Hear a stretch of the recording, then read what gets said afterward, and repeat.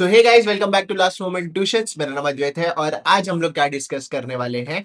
आज हम लोग एक बहुत ही सिंपल सा सब्जेक्ट डिस्कस करने वाले हैं which is DBMS of same 3 IT.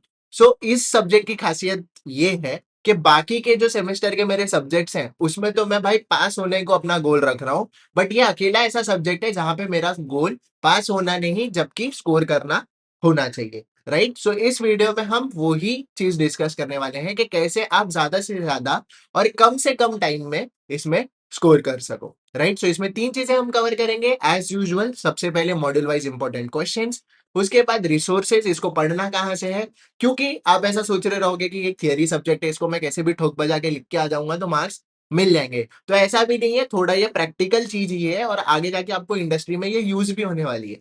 यहाँ पे जो एक्सपेक्टेशन होती है वो थोड़ी सी टेक्निकल होती है आपकी थियरी में भी, तो आप इसको ठोक बजा के लिख के नहीं आ सकते। तो प्रॉपर रिसोर्सेज जानना बहुत जरूरी है। एंड देन फाइनल चीज कि अब मेरे पास इसके लिए भले टाइम कम है या जो भी चीजें हैं, मैं कम से कम एफर्ट में ज्यादा से ज्यादा कैसे स्कोर करूं इसका स्टडी प्लान हम देख लेंगे, ताकि आपका पूरा इंड टू एंड इस सब्जेक्ट को लेकर तैयारी हो जाए। तो इस सब्जेक्ट को बिल्कुल भी अंडर एस्टिमेट नहीं करना है, जबकि इसको ऐसे समझना है कि ये एक अपॉर्चुनिटी है अच्छा मार्क्स ज्यादा स्कोर करने की और पॉइंटर्स को थोड़ा ऊपर लाने की। Without wasting any much time, let's start the video.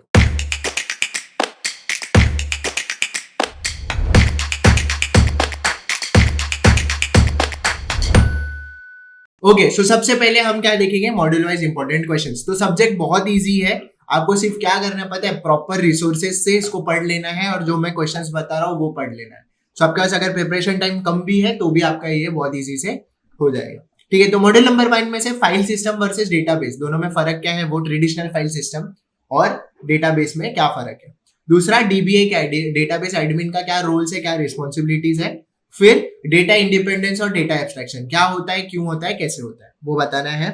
फिर एक सिस्टम आर्किटेक्चर है। अब यहाँ पे सबसे मेन चीज है नोट करने वाली कि यहाँ पे डायग्राम बराबर बनाना आप लोग। ठीक है, यहाँ पे डायग्राम गलत बनाया मार्क्स पूरा गायब हो जाएगा। प्रॉपर डायग्राम, प्रॉपर इसका आंसर वो लिखना जरूरी है, क्योंकि थियरी सब्जेक्ट्स में मार्क्स आपके कहाँ कटेंगे अगर आप कुछ भी ठोक बजा के आओगे। ठीक है, तो प्रॉपर चीज पढ़ो, प्रॉपर चीज लिख के आओ, पूरा मार्क्स मिलेगा। फिर आपको देखना है डीबीएमएस का एप्लीकेशंस कहाँ यूज होता है और उसके कुछ एग्जांपल्स। ठीक है, उसके बाद में आपको आना है मॉड्यूल नंबर 2 पे, जहां पे आपको ईआर डायग्राम बनाने बहुत ही जरूरी है। तो इसमें सबसे ज्यादा हॉस्पिटल और बैंकिंग सिस्टम तो पूछते ही पूछते हैं, लाइब्रेरी, ये सारी चीजें बहुत बार पूछते हैं। यहाँ पे सही बनाना और इसका एक टेम्पलेट होना बहुत जरूरी है, क्योंकि क्या होता है कि बहुत सारे बच्चे लोग पढ़ते तो है लेकिन उसको क्या बोलेंगे, जब एग्जाम में कुछ अगर घुमा के पूछ लिया, अगर बुक पढ़ के ये लाइब्रेरी पढ़ के गए और हॉस्पिटल पूछ लिया तो वो कंफ्यूज हो जाते हैं। यहाँ पे एक अपने को इसको टेम्पलेटाइज करना है कि भाई ये चीज में अगर बनाओ, मतलब ये चीज का एक डायग्राम बना लिया ना, फिर इसमें कोई भी मैं सिस्टम डाल सकता हूँ। इसके लिए आपको सिंपल से क्या करना है कि आपको जो डिस्क्रिप्शन है उसमें ये लिंक दी हुई है इस बंडल की, जहां पे आपको सारे जो आपके कोर्सेज हैं, मतलब जो सारे जो आपके सब्जेक्ट्स हैं इस पर्टिकुलर सेमेस्टर में, उसके सब वीडियोस प्लस जो इंपॉर्टेंस हम बता रहे हैं, राइट फ्रॉम मैथमेटिक्स, आपका एडवांस डेटा स्ट्रक्चर्स, डेटाबेस जो अभी पढ़ रहे हैं, और एटी। तो डेटाबेस के लिए आपको कोर्स नहीं लेना है, राइट है, सही बात है, लेकिन बाकी के भी सब्जेक्ट्स जो है वो काफी हार्ड है। और डीबीएमएस में ये कोर्स इसलिए फायदा होगा कि मुझे नोट्स के लिए इधर उधर नहीं भागना पड़ेगा, जो डायग्राम बनाना है, जितना लिख के आना है वो मुझे प्रॉपर पता होगा कि हाँ ये चीज मुझे लिख के आनी है। ठीक है, आप वो रेफर कर सकते हो और सारी चीजें वहां पे कवर्ड है, जो भी ये ईआर डायग्राम्स है, कैसे बनाना है, टेम्पलेट क्या होगा, फिर उस टेम्पलेट में आप कोई भी सिस्टम डालोगे तो आप इजीली बना पाओगे।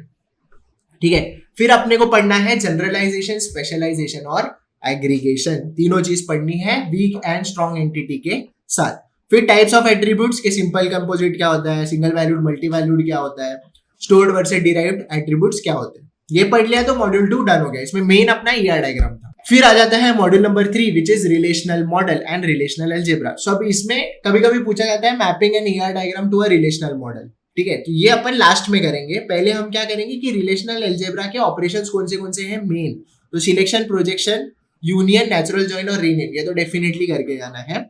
और फिर क्वेरीज आपको पूछी जाती है, कैसा पूछेंगे कि find employees earning greater than 50,000, या फिर list students from department CS. तो ये एसक्यूएल जैसा ही है, बट रिलेशनल अलजेब्रा में आपको इसको लिखने पूछ सकते हैं यूजिंग दिस ऑपरेशंस, ऊपर जो दिए। तो ये पढ़ना बहुत जरूरी है। ये दो पढ़ लो, अगर ER diagram to relational model नहीं पढ़ना चाहते हो, टाइम कम है तो स्किप कर सकते हो, बट ये दो तो डेफिनेटली इसमें से करना ही है।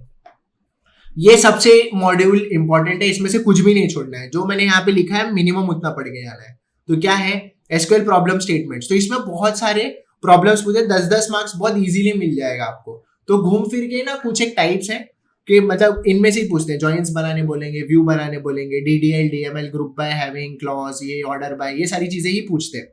सो ये सारी चीजें उन्हीं नोट्स में कवर्ड है। सारे एसक्यूएल के आपको वीडियो कॉन्सेप्ट्स भी मिल जाएंगे, अगर एसक्यूएल बिल्कुल भी आपको नहीं आता और ये इंडस्ट्री में यूज भी होने वाला है आगे जाके आपके लिए। सो अगर बिल्कुल भी नहीं आता है तो आप वहां से पढ़ सकते हो, प्लस सारे जो पूछे जा सकते हैं एग्जाम में वो सारी चीज वहां पे कवर्ड है। तो सिंपल सा अगर आप देख के भी चले जाओगे तो आपका हो जाएगा। ठीक है, तो एसक्यूएल प्रॉब्लम स्टेटमेंट्स बहुत इंपॉर्टेंट है। फिर आता है प्राइमरी की एंड फॉरेन की का कॉन्सेप्ट। इंटीग्रिटी कंस्ट्रेंट्स क्या होते हैं सीक्वल में, एग्रीगेट फंक्शंस कौन से, सम, एवरेज, मैक्स, मीन, काउंट, ये पूछा जाता है। फिर जेडीबीसी कनेक्शन, इसका कि मतलब ड्राइवर कैसे लोड किया जाता है, एस्टैब्लिश कनेक्शन कैसे होता है, स्टेटमेंट क्रिएट, फिर एग्जीक्यूटिंग अ क्वेरी, फिर प्रोसेसिंग एंड देन क्लोज भी करना जरूरी है कनेक्शन को। ये सारे जो पॉइंट्स है आपको लिखने आने चाहिए इसमें। फिर आ जाता है इंडेक्सिंग, कि इंडेक्सिंग क्यों जरूरी है, कैसे की जाती है वो चीज। फिर ग्रांट एंड रिवोक स्टेटमेंट्स का क्या सिग्निफिकेंस है वो आपको पूछा जाएगा। और फिर ट्रिगर्स, के ट्रिगर्स क्या होते हैं, उसका एक बेसिक सा टेम्पलेट या उसका एक बेसिक सा सिंटैक्स क्या होता है वो लिखना है आपको। ठीक है, तो ये 8 टॉपिक्स आप कर लोगे तो आपका मॉड्यूल नंबर 4 डन हो जाएगा। फिर मॉड्यूल नंबर 5 में सिंगल क्वेश्चन है, 4 बड़ा है तो 5 में अपन ने उसको बैलेंस कर दिया। तो यहाँ पे सिर्फ क्या करना है, 1NF, 2NF, 3NF और BCNF, खत्म। एक ही एग्जाम्पल पकड़ो, उसके चारों नॉर्मल फॉर्म्स निकालो, बात खत्म हो गया। ठीक है, ये हो गया मॉड्यूल नंबर 5। फिर आ जाता है मॉड्यूल नंबर 6। तो इसमें आपको क्या करना है, deadlock, acid properties, log based recovery, conflict and view serialisability.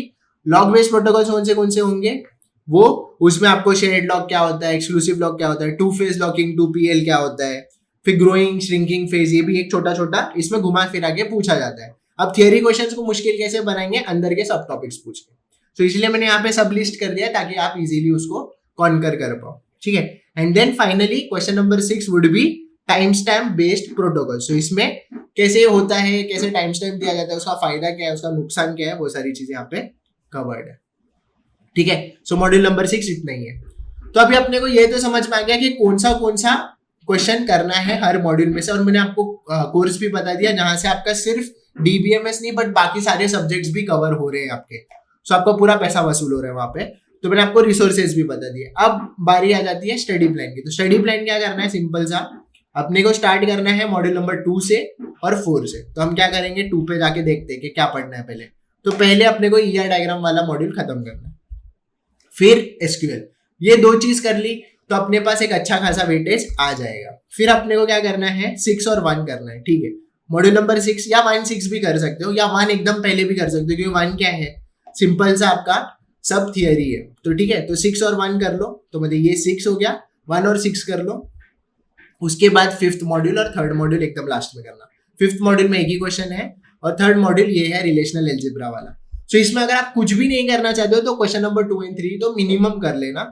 उसमें ये वाला थियरी है, और ये वाला अगर आपने ये पढ़ लिया तो ये लिखना बहुत इजी हो जाएगा। तो अब जब क्योंकि आप SQL पढ़ चुके होगे तब तक, क्योंकि हम यहाँ पे अगर आप देखो तो SQL पहले निपटा दे रहे हैं, तो आपको रिलेशनल लिखना बहुत इजी लगेगा SQL पढ़ने के बाद। ठीक है, तो यही स्टडी प्लान रहेगा अपना, 2, 4, 1, 6 या 6, 1, जैसा भी आपको सही लगे, और 5 और फिर लास्ट में 3rd मॉड्यूल। That's it. इसी पैटर्न को फॉलो करो, जो रिसोर्सेज, जो कोर्स मैंने बताया उसको फॉलो करो, और जो क्वेश्चंस मैंने बताया उसको फॉलो करो। सिंपल सा, बहुत अच्छा इस सब्जेक्ट में स्कोर कर सकते हो। यही इसका स्टडी प्लान रहेगा। ओके, सो आई होप आपके सारे डाउट्स क्लियर हो गए होंगे DBMS को लेके। एंड अब आपको और भी ज्यादा कॉन्फिडेंट, वैसे भी आप कॉन्फिडेंट रहोगे इस सब्जेक्ट को लेके कि भाई थियरी सब्जेक्ट या जो भी चीज है, बट अब आपके पास एक प्रॉपर प्लान है कि इसको पढ़ना कहाँ से है। वो लिंक जैसा कि मैंने बताया डिस्क्रिप्शन में दी हुई है। तो सिर्फ DBMS के लिए नहीं, DBMS के लिए कोर्स लेना वर्थ इट नहीं होगा, मैं भी जानता हूँ, बट बाकी जो मेरे सब्जेक्ट्स हैं IT में, ऑटोमेटा थियरी हो गया या जो आपका ADA हो गया, ये सब बहुत खतरनाक सब्जेक्ट है। तो इसके लिए अगर मेरे पास सारे रिसोर्सेज हैं और साथ ही साथ DBMS भी मुझे फ्री मिल ही रहा है उसमें, तो क्या बुराई है। तो उसको चेकआउट कर लेना, खरीद लेना, जैसा भी रहेगा, राइट। सो उसकी डिस्क्रिप्शन में आपको लिंक मिल जाएगी। ऑल्सो वहाँ उसी के नीचे एक आपको कम्युनिटी की भी लिंक मिल जाएगी, जहाँ पे हम बहुत सारी चीजें पोस्ट करते रहते हैं, आपके साथ कनेक्टेड रहते हैं, और जहां भी आप फंसते हो वहां पे हम आपकी मदद करने पहुंच जाते हैं, तो उसको भी ज्वाइन कर लेना। इस वीडियो को लाइक कर देना ताकि ज्यादा से ज्यादा इसकी रैंकिंग बढ़ती रहे। शेयर कर देना सारे दोस्तों के साथ, सारे कॉलेज ग्रुप्स में।